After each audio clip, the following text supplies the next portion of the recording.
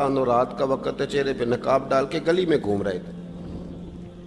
मैं भी गली में निकलता हूँ, आप भी निकलते हैं, लेकिन मकसूद ये है कि ज़रा पता करें बाहर की हवा कैसी है।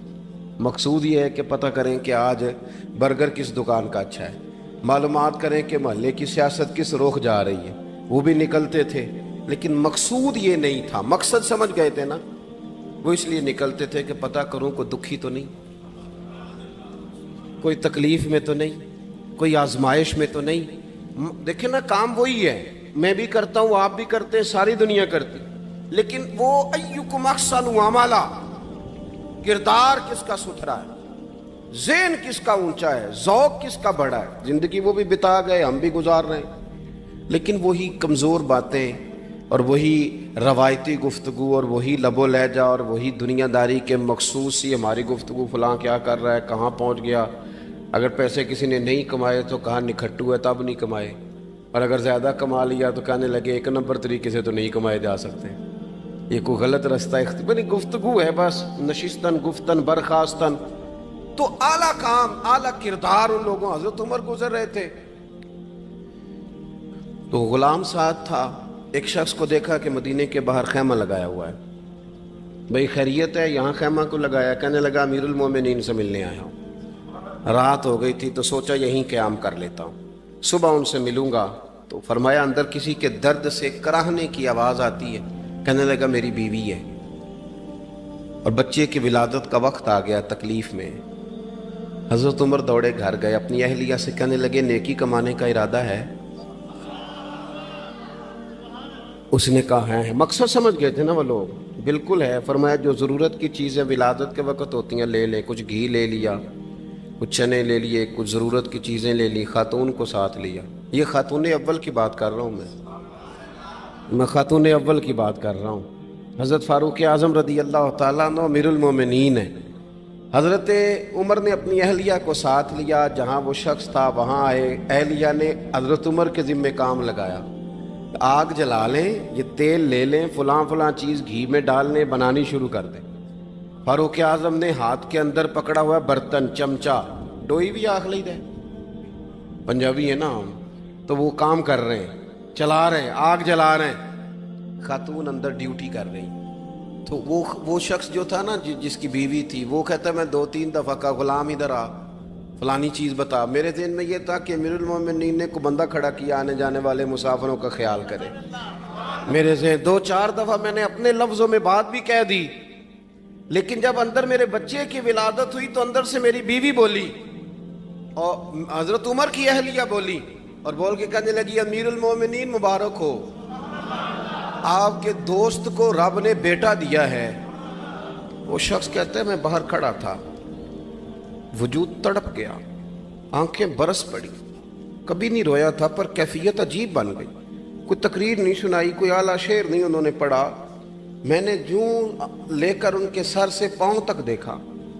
मैंने कहा ये वही शख्स है जिसका नाम ले तो कैसर किसरा कांप जाते हैं, ये वही शख्स है। मैंने जुमे में कहा था कि रोब कपड़ों का नहीं होता, रोब तो दयानतदारी का होता है। हाँ, बड़ा माल कमा के लोगों ने बनाई होती है कार कोठी, तो बंदे खड़े होके कह देते हैं 2 नंबर तरीके से आया है। और 13वें-14वें ग्रेड का मुलाजम हो तो उसके सामने बहुत बड़ा अफसर डर रहा होता है, यार बंदा दयानतदार है, ये रिश्वत नहीं लेता, सिफारिश नहीं मानता, ये मेरिट पे काम करता है। तो रोब तो आपकी दयानतदारी का है, आपकी सच्चाई का है। अपनी जिंदगी में जो लोग मकसद समझ गए, मकासद पा गए, कुछ कर गए, हम जरा उलझ गए हैं। पहले इतना शानदार मकान बनाते हैं, फिर मरने को किसका दिल चाहे। इतनी मेहनत करके जो है वो कोठी बनाई है, तो अब छोड़ के कौन जाए। वो तैयार बैठे थे, उन्हें नबी करीम ने कहा था कुन फिद दुनिया कान्नक गरीब नौआबिरुन सबील, तुमने मुसाफिरों की तरह रहना है। ओ मेरे भाई, कभी देखा है एयरपोर्ट पे मुसाफिर लड़ता हो कि मैंने ये जगह खरीदनी है? उसे पता है कि अभी फ़्लाइट आनी है, मैंने तो चले जाना है। रेलवे स्टेशन पे जो जगह होती है वो ख़रीदने के लिए लोग रट्टा नहीं डालते, उन्हें पता है पहली ट्रेन से चले जाना है। बस स्टॉप पे झगड़े नहीं होते कि ये कुर्सी मेरी है, जाना जो है मिट्टी दें ते मिट्टी रहना ही। एवं कादी बल्ले बल्ले, अज मिट्टी दे उत्ते बंदे आते कल मिट्टी दे थल्ले। اتنا زیادہ مقصد نہیں نا جب سمجھتے تو بے چین ہے، بے قرار. بعض لوگوں نے اتنے پیسے جمع کر لیے کہ اتنے کھا نہیں سکتے، اتنی ضرورت نہیں، لیکن اس کے باوجود ہے کہ وہ دوڑ ختم ہونے کا نام ہی نہیں لے رہی. حضرت صدیق اکبر رضی اللہ تعالیٰ عنہ امیر المومنین ہے. بادشاہوں کے بڑے بات ہوتی ہے. ہمارے ملک میں ایسے بھی بادشاہ گزرے ہیں کہ جو سفر پہ جاتے تھے تو خانسا میں بھی لے جاتے تھے، باورچیوں کو بھی لے کے جاتے تھے کہ کھانا میری مرضی کا ہونا چاہیے. حضرت ابوبکر صدیق نے پانی مانگا امیر المومنین، تو صحابہ نے نہ شہد ملا پانی پیش کیا. کوئی اتنی لمبی بات تو نہیں، لیکن صدیق اکبر رو ہی پڑے، اور اتنا روئے کہ ہجکیاں بن گئیں. لوگ کہتے ہیں پتہ نہیں تھا کس بات پہ رو رہے ہیں، پر ہم بھی رو پڑے. حضور آپ کیوں روتے ہیں؟ تو آپ فرمانے لگے یار مجھے آسانیوں میں مبتلا کرنے لگے ہو، مجھے ان دنیا کی لذات میں الجھانے لگے ہو. میں حضور کی بارگاہ میں بیٹھا تھا تو اللہ کے رسول فرما رہے تھے پیچھے ہٹ جا، پیچھے ہٹ جا، پیچھے ہٹ جا. میں نے پوچھا حضور آپ کس کو کہہ رہے ہیں؟ تو حضور فرمانے لگے دنیا میرے پاس آئی تھی، وہ قریب کرنا چاہتی تھی مجھے، تو میں نے اسے کہا پیچھے ہٹ جا، میرے نیڑے نہ آنا، دور ہٹ جا. تو ہٹ تو گئی ہے، پر جاتی دفعہ کہہ گئی ہے سونیاں آپ تو بچ گئے ہیں، پر آپ کے بعد والے کیسے بچیں گے؟ تو مجھے سینے سے لگا لیں، گلے سے لگا لیں. مقصد اپنا سمجھیں، اعمال کا حسن پیدا کریں. اگر انسان کا مقصود مال کمانا ہے تو اگر مال مل گیا تو اس کے بعد پھر کیا کرے گا؟ کسی نے طے کر لیا تھا کہ بہت بڑی گاڑی اور بہت بڑا بنگلہ مجھے چاہیے، تو وہ بنگلہ اسے مل گیا، گاڑی آ گئی. اب تو مقاصد چونکہ طے نہیں ہوتے، تو جو چیز انسان چھوٹا سا مقصد طے کرتا ہے وہ اسے حاصل ہو جاتا ہے. میں نے ملک سے باہر جانا ہے، گھر سیٹ کرنا ہے، ساتھ والا پلاٹ لینا ہے، ہو گیا سارا کچھ. تو اب وہ پھر انسان بے چین ہو جاتا ہے، پریشان رہتا ہے، کہتا ہے سمجھ نہیں آتی مطلب مقصود کیا ہے.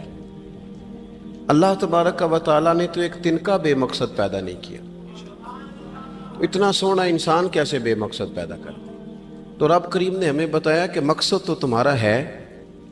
مقصد ہے الذی خلق الموت والحیات لیبلوکم ایکم احسن عملا. اس نے موت اور حیات اس لیے پیدا کی ہے تاکہ پتہ چلے تم میں اچھے عمل کون کرتا ہے، تم کس قدر زیادہ اپنے رب کی عبادت کرتے ہو، کس قدر زیادہ حسن اخلاق کا مظاہرہ کرتے ہو، کس قدر زیادہ لوگوں کی خدمت کرتے ہو، کس قدر زیادہ تم دین کی تبلیغ میں، اشاعت میں، ابلاغ میں، ترویج میں کردار ادا کرتے ہو. با مقصد تمہیں بنایا ہے، با مقصد. اچھا ترین عمل تم میں سے کون کرتا ہے؟ اس لیے موت اور حیات پیدا کی تھی کہ تم نے ستھرے سے ستھرے اعمال، بہتر سے بہتر کردار، اعلیٰ سے اعلیٰ تمہارا انداز زندگی. دیکھیں ہم نے لوگوں کے ساتھ مل کے رہنا ہوتا ہے، بہت ساری چیزیں ایسی ہوتی ہیں کہ جو تکلیف کا سامان بنتی ہیں. اب انہی لوگوں کے ساتھ اللہ نے ہمیں مل کے رہنے کا حکم دیا، ان کے حقوق ادا کرنے کا حکم دیا، تو ساتھ ساتھ نہ درگزر کا بھی کہا، معافی کا بھی کہا. جب انسان معافی کر دینے والا ہو جاتا ہے، درگزر والا ہو جاتا ہے، تو پھر وہ بڑا ہو جاتا ہے، بڑے دل والا ہو جاتا ہے، بڑے حوصلے والا ہو جاتا ہے، بڑے ضرب والا ہو جاتا ہے، اس کی زندگی حسین ہوتی. تو یہاں آئے تھے کچھ کام کرنے. وہ جو ہم نے مقصود بنائے تھے نا، مطلب اچھے کپڑے، اچھی دنیا داری، اچھی گاڑی، اچھا موبائل سیٹ، وہ چونکہ مقصود نہیں تھا تو ان چیزوں کے حصول کے باوجود بھی لوگ پریشان ہیں. مقصود یہ تھا کہ بہترین عمل، سونا عمل، اعلیٰ ترین عمل میرے رسول پاک صلی اللہ علیہ وسلم کے غلاموں نے نا وہ عمل کر کے دکھایا. اعلیٰ ترین مزاج رکھتے تھے اور اعلیٰ ترین خدمت، یعنی لوگ ان کا کردار دیکھ کے نا، کردار اور عمل دیکھ کے. ہم تو لمبی تقریریں کرتے ہیں، باتیں کرتے ہیں، بڑا کچھ بتانا پڑتا ہے، لیکن وہ بس تھوڑا سا نا لوگ ان کے پاس اٹھتے بیٹھتے تھے، آتے جاتے. اتنی دوڑ ہے کہ آگے بڑھ کے اور لینا ہے، اور لینا ہے، حال میں مزید کا رٹا. وہ سمجھ گئے ہم نا اڑے ہوئے. بہت سارے لوگ ایسے ہیں جنہیں صحیح بات کا پتہ چل گیا ہے، وہ فیصلہ کرنے میں دیر کر رہے ہیں. انہیں سمجھ آ گئی ہے کہ بہتر یہی ہے کہ میں وقت پہ مسجد آیا کروں.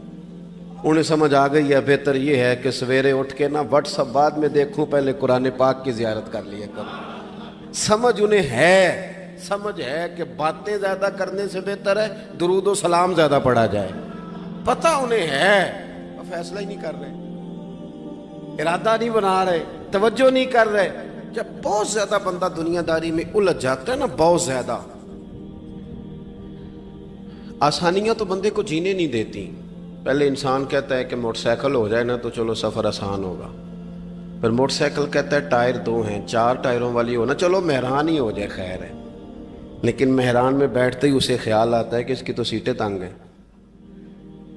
پھر اس سے بڑی گاڑی چاہیے۔ یہ روز دوڑ ہے، بانج فقیروں کسے نہیں ماریا، اے ہوئی چور اندر دا، یہ دوڑ ہے، یہ ختم۔ حضرت ابوبکر صدیق رضی اللہ تعالیٰ عنہ امیر تھے، ہمیں تو نا جی ایک سے ایک کھانا، اور آج یہ نہیں کھانا، آج میری مرضی کا کھانا، یہ میری مرضی کا، یہ میرے بچے کی مرضی کا، یہ فلانے کی مرضی کا، وہ خواہشات کا انبار۔ اور نفس بچے کی طرح ہوتا ہے، خواہش پوری کرو تو فوراً ہی دوسری بھی بتا دیتا ہے، دوسری پوری کرو تو تیسری کی بھی خبر دے دیتا ہے۔ ہم نا چونکہ الجھ جاتے ہیں، پھر وہ الجھاؤ ہمیں باہر نہیں نکلنے دیتا۔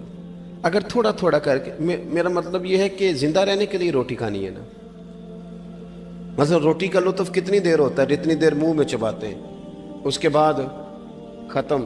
تو کپڑا تو پہننا تھا بدن چھپانے کے لیے، اس میں وہ کدھر سے آ گئیں ساری کہانیاں جو آج بن گئیں۔ اور اتنے میں نے عجیب و غریب نظام دیکھا ہے کہ نوجوان ہے، اچھا بھلا سیاںا آدمی ہے، کپڑے اس نے تازے سلوائے ہیں، اور 99 لوگوں نے کہا ہے صحیح لگ رہا ہے، تو صرف ایک نے کہا ہے نہیں ٹھیک لگ رہا، وہ پریشان ہو جاتا ہے، کہتا ہے اس کا کچھ کروں۔ کیوں؟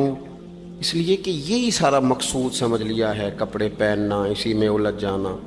میں اکثر دوستوں سے کہتا ہوں، میں خود کسی دوسرے کی بات نہیں کرتا، بہت زیادہ عمر نہیں میری، میں خود جایا کرتا تھا، شادی کوئی آ گئی تو 2-3 دن پہلے ابا جی کہتے تھے پرانے جوتے کچھ گنڈوا لا، کچھ پالش کرا لا، توڑے میں ڈال کے جانا موچی کے پاس، اس نے کچھ سیٹ کر دینے۔ اب کہاں رہ گیا جی یہ کام، چھٹی نہیں ہو گئی، اب کون سا ایسا سلسلہ ہے؟ وہ جو کہیں سے کپڑا تھوڑا پھٹ جاتا تھا نا تو اماں اس کو اس طرح پیوند کراتی تھی کہ ڈیزائن بھی بن جاتا تھا اور کام بھی چل جاتا۔ کدھر گیا وہ دور؟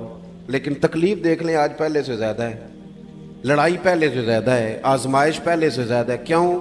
جتنی بھی خواہشات آپ بڑھاتے جائیں گے نا، مقصد فوت ہوتا جائے گا۔ جتنی بھی مقصود سفر کرنا ہے، گاڑی دکھانا تو مقصود نہیں نا، لیکن ہمیں وہ والی گاڑی چاہیے کہ لوگ ایک دفعہ انگلی منہ میں ڈالیں کہ وہ اس گاڑی پہ بیٹھا ہوا ہے۔ ہم مقصد سے پیچھے ہٹیں گے جب پھر تکلیف میں آئیں گے، پھر آزمائش۔ زندگی میں ہم نے جو چیزیں مینج کی ہیں وہ ساری دوسروں کے لیے، ہمارے لیے کوئی شے بھی نہیں۔ ولیمے پہ گئے تاکہ برادری راضی ہو جائے، تعزیت کے لیے گئے تاکہ محلہ راضی ہو جائے، فلانا کام کیا تاکہ لوگ جو ہیں وہ میرے حق میں ہو جائیں۔ ساری زندگی دوسروں کے لیے جی کے گزار دی، اور آپ نے 99 نیکیاں کی، ایک خامی آئی تو لوگ تو وہ تھے جو پھر بگڑ گئے۔ بہتر نہیں بندہ رب کو ہی راضی کرے۔ واللہ ورسولہ احق ان یرضوا، اللہ اور اس کے رسول کا زیادہ حق ہے کہ انہیں راضی کیا جائے، ان کا زیادہ حق۔ اپنی زندگی میں معاملات کو ترتیب دیں، ایک مخصوص ذہن بنائیں، اتنا سویرے قرآن شریف پڑھنا ہے، اتنا درود پاک، اور یہ راز ہو ہمارا اور ہمارے رب کا، یہ راز ہو، اتنی دیر مصلی پہ بیٹھنا ہے۔ میرے ایک دوست ہیں ڈاکٹر صاحب، میں بیٹھا تھا تو وہ ایک شخص کو کہہ رہے تھے تیرے دل میں کچھ باتیں ہیں نکال دے تاکہ تیری ٹینشن ریلیز ہو جائے، تیری صحت ٹھیک ہو جائے گی۔ تو بندہ کہہ رہا تھا اچھا ٹھیک ہے ڈاکٹر صاحب۔ تو میں نے کہا کہ اگر آپ اجازت دیں تو ایک بات میں بھی کر لوں؟ نے کہا آپ بھی کر لیں۔ تو میں نے کہا ڈاکٹر صاحب کچھ دکھ بڑے ذاتی اور نجی ہوتے ہیں، بندہ کسی کے سامنے کہہ ہی نہیں سکتا، بڑے ذاتی قسم کے ہوتے ہیں وہ، آپ کسی کے سامنے جتنا مرضی کوئی قریبی ہو، وہ بندے کی اپنی اندر کی کچھ ایسی تکلیفیں ہوتی ہیں اندر کی، آزم گنڈاں دے وچ گنڈاں دس کیڑی کیڑی کھولا، بڑے مسئلے ہوتے ہیں، آپ کیسے بیان کر سکتے ہیں، سوال ہی نہیں پیدا ہوتا۔